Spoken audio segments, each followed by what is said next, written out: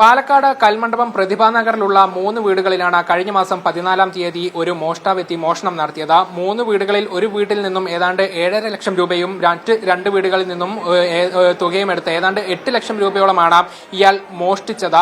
പിന്നീട് പോലീസ് നടത്തിയ അന്വേഷണത്തിൽ തെലങ്കാന സ്വദേശിയായ മണിമാരൻ എന്ന അക്രമ സ്വഭാവമുള്ള വ്യക്തിയാണ് ഈ മോഷണം നടത്തിയതെന്ന് കണ്ടെത്തിയിരുന്നു.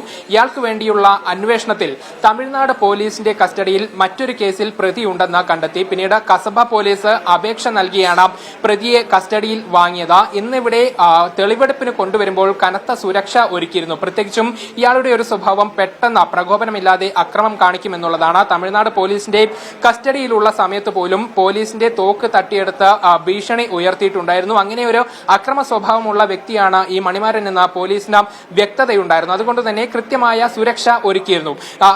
ഏതാണ്ട് രാവിലെ ഒരു 12 മണിയോട് കൂടിയാണ് പ്രതിയെ ഈ വീട്ടിലേക്ക് 7 ലക്ഷം രൂപ കവർന്ന ഈ വീട്ടിലേക്ക് തെളിവെടുപ്പിന് കൊണ്ടുവന്നത്. അങ്ങനെ എനിക്ക് പിറകിൽ കാണുന്ന ഈ വാതിലിനടുത്ത് നിന്നും പ്രതിയോട് കാര്യങ്ങൾ ചോദിച്ചറിയുന്ന സമയത്ത് പെട്ടെന്ന് പോലീസിന്റെ തോക്ക് തട്ടിയെടുക്കാൻ ശ്രമിക്കുകയായിരുന്നു. പക്ഷേ പോലീസ് സംയോജിതമായി നടത്തിയ ഇടപെടലിനെ തുടർന്ന് ഒരു അപകടം ഒഴിവായി, അല്ലെങ്കിൽ വലിയൊരു അപകടത്തിലേക്ക് കാര്യങ്ങൾ പോകുമായിരുന്നു എന്നുള്ളതാണ്. പക്ഷേ പോലീസ് കൃത്യമായി സംയോജിതമായി നടത്തിയ ഇടപെടലിലാണ് ഇത് തടയാൻ സാധിച്ചത്. ഏതായാലും പ്രതിയെ 2 വീടുകളിൽ കൂടെ തെളിവെടുപ്പിന് കൊണ്ടുപോകേണ്ടതുണ്ടായിരുന്നു. പക്ഷേ ഇയാളുടെ ഒരു സ്വഭാവം, ഇങ്ങനെയുള്ള ഒരു അക്രമ സ്വഭാവം മാനിച്ചുകൊണ്ട് ഒരു വീടിൽ മാത്രം കൊണ്ടുപോയി ഇവിടെ നിന്നും തിരികെ കൊണ്ടുപോവുകയായിരുന്നു.